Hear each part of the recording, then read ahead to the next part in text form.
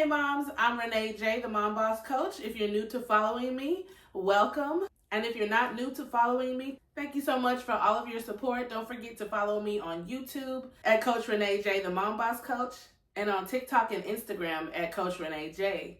Ladies, I'm so excited to jump into this topic this month because I'm going to be doing something new this year that's very special and dear to my heart. So if you've been following me for a while, you've probably noticed that every month I would go over one topic, right? I would have one main topic for that specific month, and every week within that month, I would cover a subtopic, right? Within that topic. But this year, I'm doing something a little different. So this year, I decided to mix things up a little bit, and I decided, you know what? I have this awesome book out, How to Manage in All of the Chaos. If you haven't grabbed yourself a copy, it's my ebook, How to Manage in All of the Chaos. You can go ahead and click the link in my bio on my Instagram page at Coach Renee J, and you can purchase the book and let me know how this book has helped you on your motherhood journey. So many other mothers have reached out to me and even sent me reviews about the book and how it's impacted their lives tremendously and significantly. And that's the reason why I wrote this book. It teaches you how to manage your chaos at home as a busy mom and wife, if you're a wife as well, especially if you're juggling home and work responsibilities, you're going through different health conditions, issues with your children, issues just adjusting and learning how to manage your role as a mother. This book is going to help you tremendously. A lot of us have struggles as mothers, and sometimes we just lack those resources and support that we need. But it's so important to know the resources that you have around you and you have at your fingertips, and also learn how to use the tools that are given to you that will effectively teach you how to operate within your role as a mother and a wife, right? So that's why this year I decided to dive into a chapter of my book every month of this year. So make sure that you're following me on my Instagram and my YouTube, and my TikTok, because every month we're going to get in it, right? I'm going to dive into these chapters within my book. I'm not going to be letting you know everything within my book, but sometimes I'll mention things that I have written within my book and share a little bit of the backstory of why I mentioned this or why I said that, right? Or what was my mindset or my biggest struggle at this certain time within my motherhood journey. One thing I do want to ask you moms is, after you purchase my book, please go ahead and write a review about it. Don't forget to do that. That is so important. I have been getting so many different reviews and people reaching out to me, moms reaching out to me, giving me some awesome, beautiful feedback on how this book is blessing them, how it's helping them, how it's empowering them, right, to be able to tackle the challenges that they're facing on their motherhood journey. But I want to encourage you, and I need you to understand that even though that is beautiful for you to reach out to me directly, and I can still use those reviews, I can post them on my websites and I can share them with other mothers to let them see, how other mothers are benefiting and drawing from this resource from my book, How to Manage in All the Chaos. But when you take the time to go back to that link where you purchased my book through Gumroad, and you take some time to write a review about what you received, what this book did for you, then it helps me to reach a larger audience. So thank you so much, moms, for your support. All of you who have read my book and reached out to me, but please remember to go back to that link where you purchased the book and go ahead and leave a review for me. And if for some reason you do have a problem leaving a review on the Gumroad link where you purchased the book, then you can go ahead and reach out to me and DM me through Instagram at Coach Renee J and leave me your review of my book there. And at least I'll have your review so I can go ahead and add it to my website. That will mean so much to me, moms. Thank you so much for all you're doing to support me. So let's jump right into this book. Ladies, How to Manage in All of the Chaos. Let me tell you something. If it's one thing I can tell you is, it's chaotic when you first start this journey. This journey of motherhood is something else. I mean, whether you have one child, whether you have 2, 3, however many you have, this journey is something else. From pregnancy to postpartum to learning how to juggle having one child, 2 children, 3 and more, and then you have your own personal issues, and then if you're married, right, then you have your marriage. It is a journey, right? And so within this first chapter of my book, the journey truly began, okay? And it was a rough journey. I had no idea what I was signing up for. How many of us can say that, right? You just didn't know what you were getting into. It was like from the first time I had gotten pregnant, my body just started doing all kind of things I wasn't ready for, right? Because within the book, you're going to see what age I had gotten married. So I got married pretty young, right? I'm sure other people have gotten married younger than me, but for me, that's still very young. And for a lot of people, when they find out what age I was, especially when I had gotten pregnant too, they're like, what? That's young, right? And the time I had gotten married, I was going through so much around this time where I had gotten married. So even though my husband, when I married him, I knew that, how they say he was the one. I felt like he was the one. But there was so much that I was working through and I was going through. First of all, I was grieving over the death of my mother.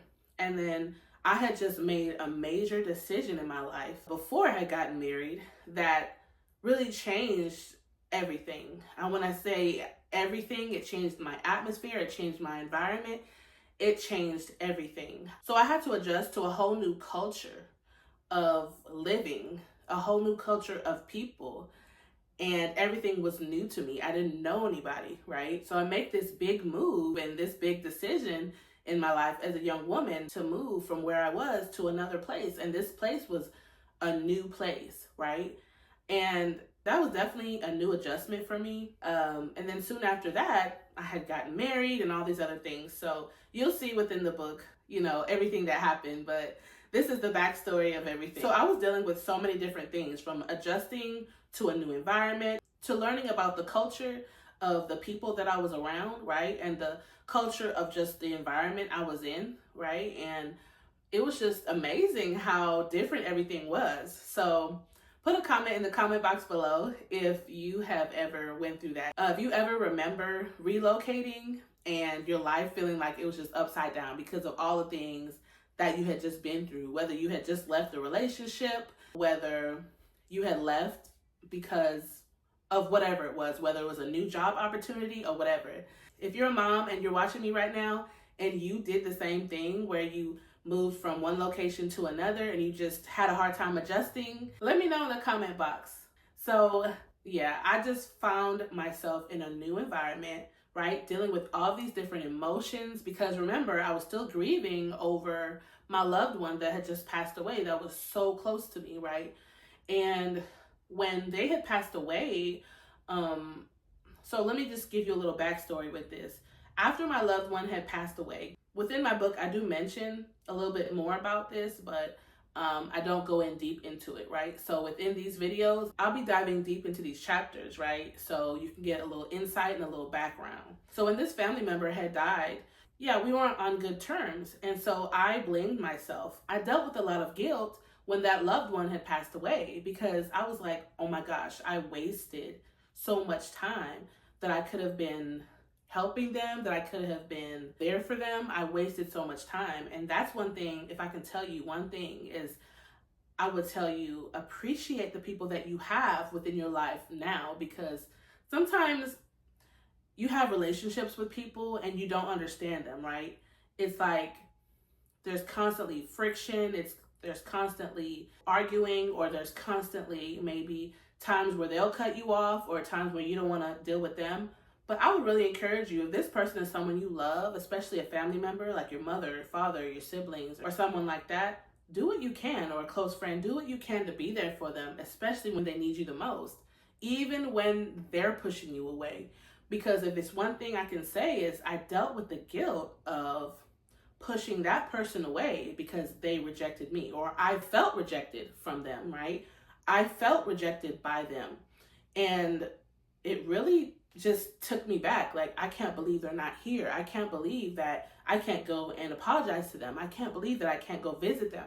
Because like I said, when this family member had passed away, it shocked me, right? But I also felt a little bit of relief that they didn't have to suffer anymore, because I also was a caretaker for them, right?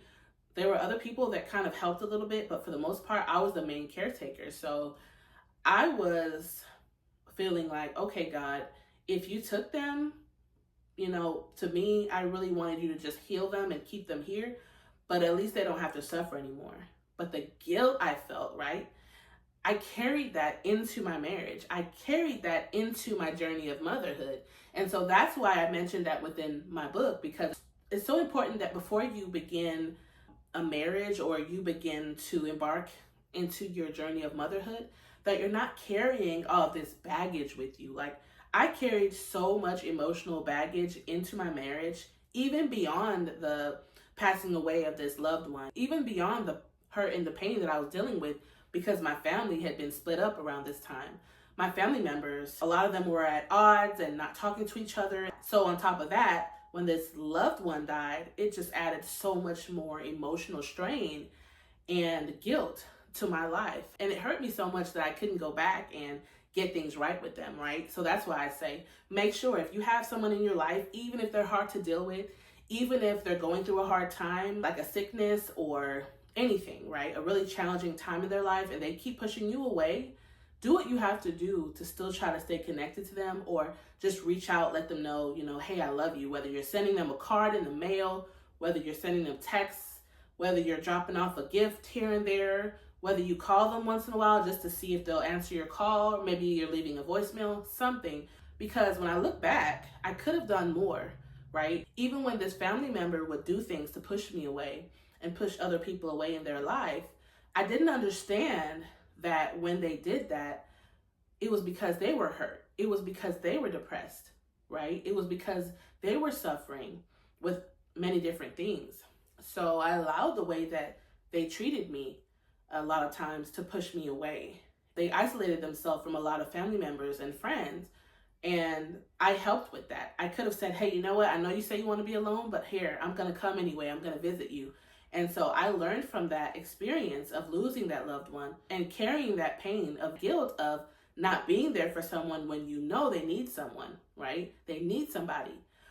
Even if they ignore you when you come and visit them, still visit them at least sometimes, right? So this is a lesson that I learned, that even when someone pushes you away, if you love them, show them love, right? They can't prevent you from loving them, but let them know you still love them, because they're battling with so many different things that you may not understand and you may not ever understand. But it's important for them to know that you still love them and that you're still there. So another thing I wanted to share, moms, is that when I started this journey of motherhood, and when I even, started this journey of marriage, right? I entered into my marriage. I began to build so many different insecurities within myself, because it seemed like I had to prove myself to other people as a mother, right?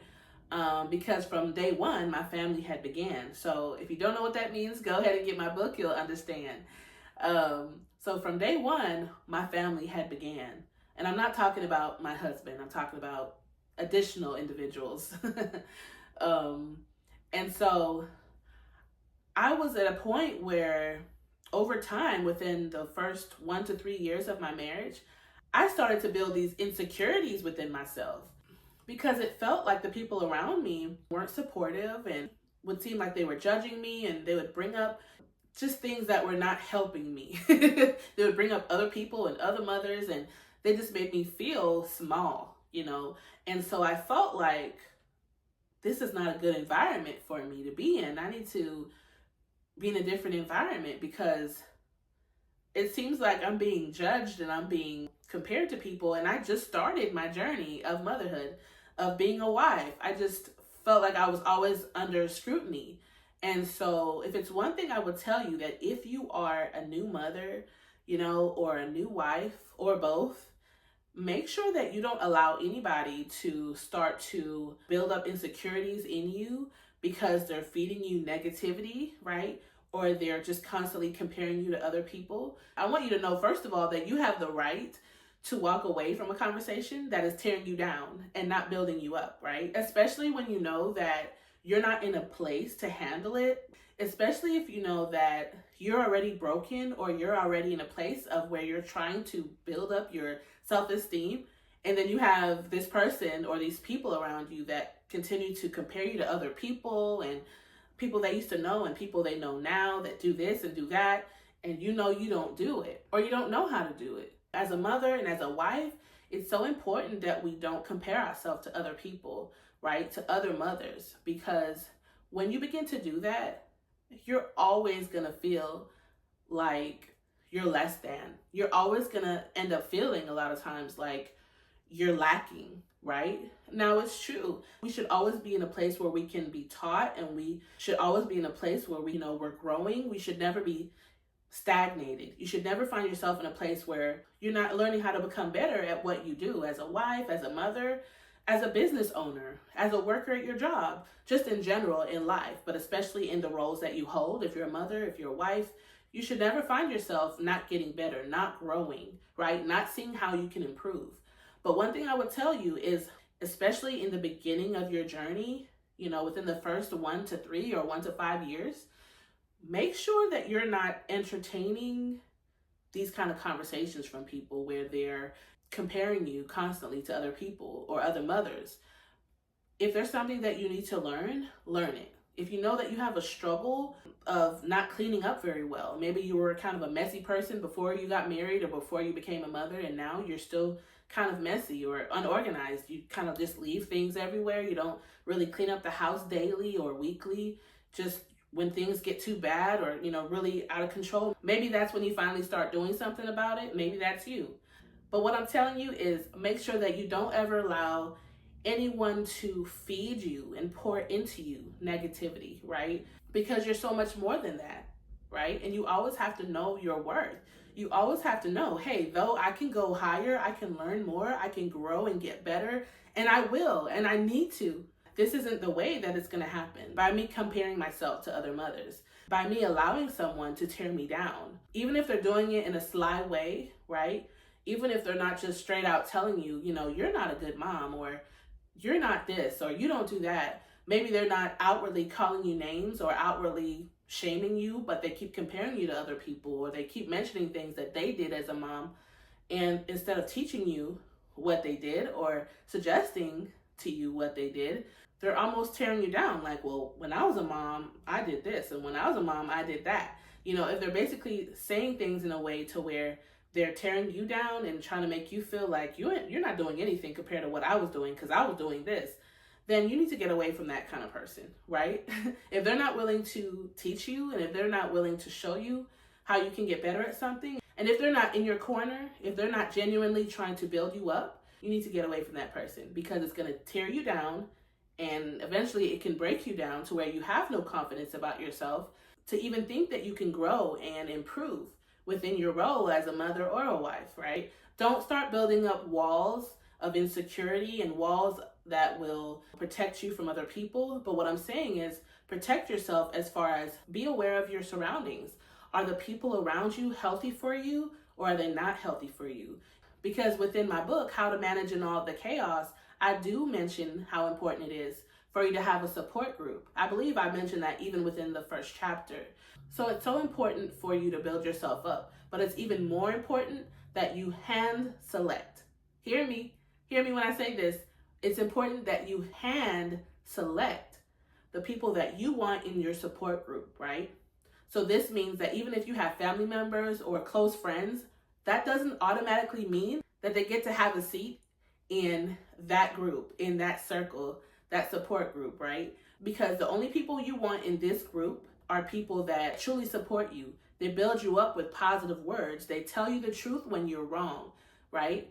They help you to find resources and tools to help to strengthen you in whatever you're going through, right? In your struggles. They don't lead you down a path of insecurity, of depression, of self-doubt. They don't shame you, right? They build you up. They tell you the truth. So if you're wrong, they'll tell you that you're wrong, right? If you have certain habits that are not healthy for you, especially if those habits are hurting you and hurting your family or your marriage, your children, they'll tell you. If they're a true friend, if there's someone that you should really have within your support group or your circle, they're people that will tell you the truth. They're going to tell you the way it is, right? But they're also going to help you through it. They're not going to tear you down. Their purpose of telling you the truth is not so that they can tear you down. It's so that they can show you the reality of your situation, so that you can get help. So if you found yourself in a situation where right now you're on your motherhood journey and you can see, hey, I'm dealing with insecurities right now, and there are certain people around me that are tearing me down and adding to that insecurity, then you need to think about this, right? You need to think about, I should have a support group. Do I have a support group of people I can trust, and people that are honest, and people that are supportive, people that really have a mind to help me and build me up and help me find the tools that I need to find, lead me in the right direction of where I should go so that I can benefit and my family can too, so that I can begin thriving and my family can benefit as well. They can begin thriving. They can be strengthened. So moms, that's it for today. We're not going to dive in any deeper into this first chapter, but go ahead and share this video if you enjoyed it. And don't forget to follow me on Instagram. And don't forget to purchase your copy of How to Manage in All the Chaos. It's truly going to bless you. It's truly going to strengthen you and your family. And I want to see how this book has impacted you. So don't forget to leave your review of my book after you read it, okay? Bye, moms.